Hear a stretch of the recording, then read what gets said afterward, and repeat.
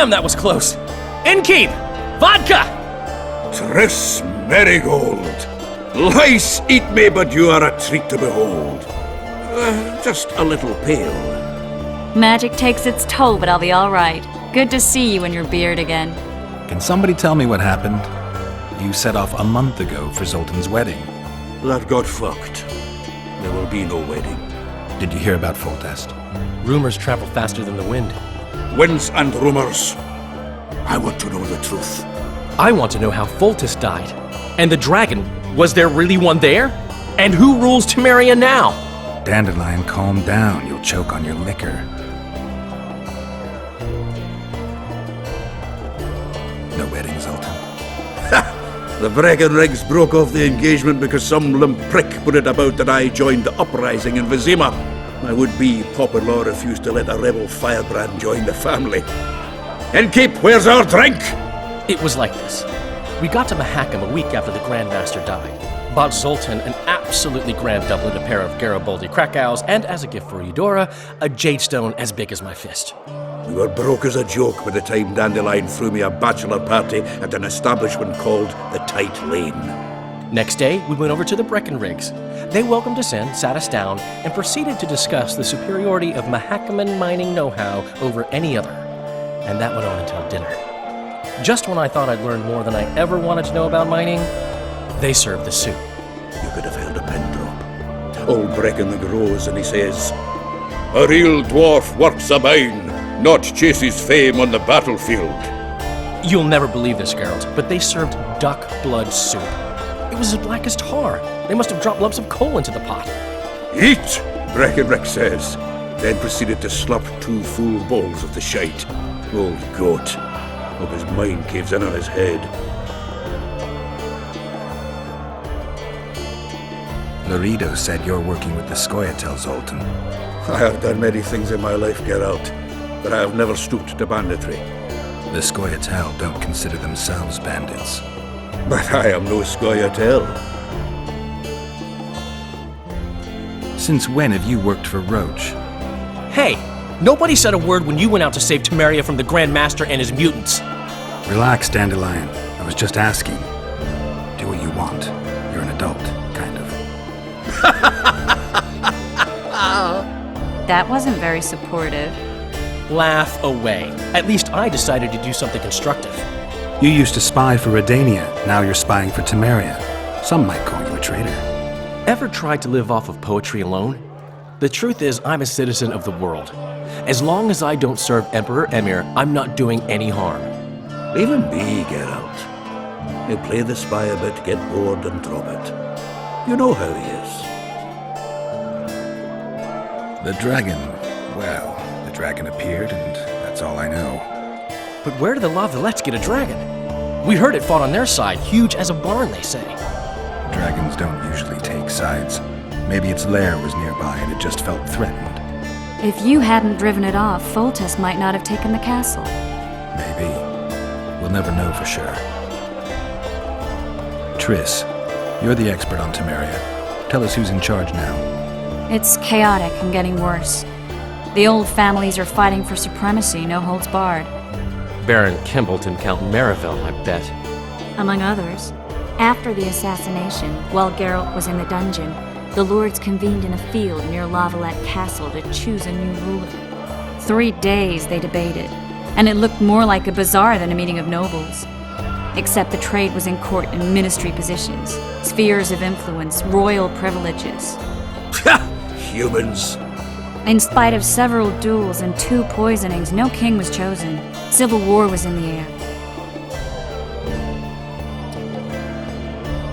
Did they ultimately resolve anything? No, it ended as usual. Sadly, John Natalis remains our only hope. Ah, the victor at Brenna, and Foltest's most tried and true field commander. During the deliberations, he was several days' march from Lavalette lands, with an additional 2,000 armed men in tow. He's to keep the peace until a rightful monarch is chosen. He could find that ruling is to his liking. Natalis is a soldier at heart. He's not suited to rule, and I don't believe he even wants to. He's got the army behind him. Which is why he can guarantee peace. Why, a tenuous one, sure, but that's always better than civil war. Besides which, he's deeply in debt to a dwarven bank in which Philippa Eilhart as sorceress holds significant stake. Where were the mages? Aye, where were the grey eminences of this world when they were truly needed? They weren't invited. Neither was I. But if not for their intervention, or rather that of a few influential sorceresses, Baron Kimbolt would have taken the throne. I was invited to sing at his court once. Afterwards, he refused to pay me, and the food was awful. No way I'll stay in Temeria if he's crowned. I think I've heard enough about politics. Foltest's killer lay in wait in the tower, where the Lavalettes had hidden the royal bastards. He was well informed. Wait a minute, what were you doing there? I was protecting the king. After the first attempt, Foltest began treating me as his lucky charm. He ordered me to be at his side during the battle. The dragon separated us from the rest of the army. The killer disguised himself as a monk, a blind one at that. He let Foltest greet his children, waited until I had walked off, then cut the king's throat from ear to ear. How did he flee? Jumped out a window into the river below. Yorv with Skoyatel were waiting in a boat. It was planned. And you're chasing him because he murdered the king? I was accused of the murder. I need to clear my name. Besides, I looked him in the eye before he escaped. He's a witcher. Then some brave Temerian soldiers showed up, piled on me, and knocked me out. Save yourselves, good folk! The beast attacks! We better get out there. Someone's casting spells.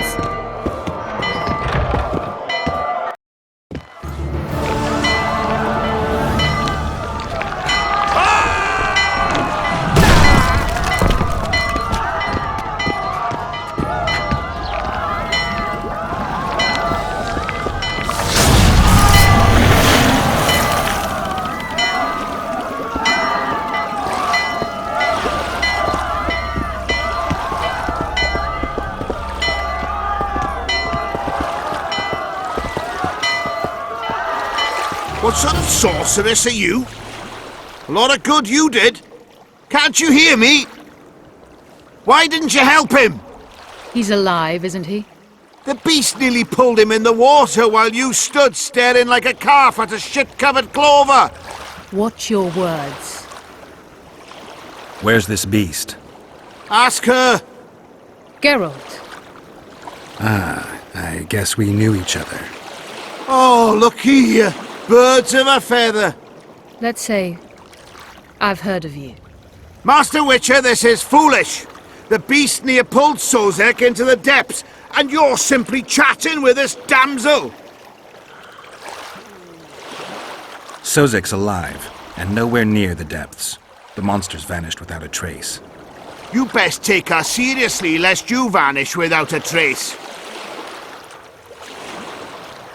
I'm tired of your whining. Get out of here. Ah, as ever. It's the common folk that get ploughed. Come on, lads!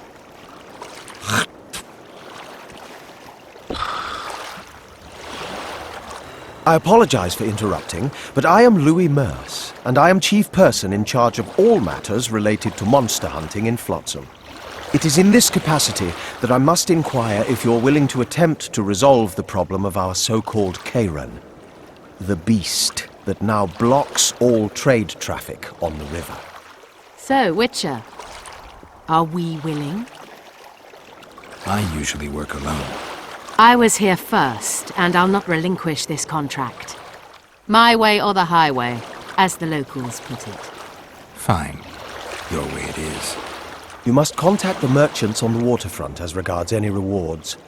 Madame de Tanseville has, I believe, already conducted some preliminary negotiations. That I have. In that case, don't let me keep you.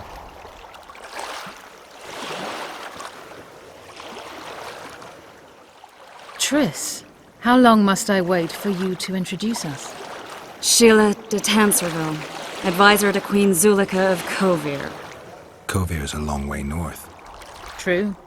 I had my doubts if the Kayran was worth the journey, but those were dispelled with what it showed today. Here to hunt down some ingredients? Triss Merigold. sharp as ever. You're thinking that... Troll eyes, ghoul venom, virgin's blood, all those disgusting marvels we take from dying species. To throw into the cauldron at Sabbaths. Right, Triss?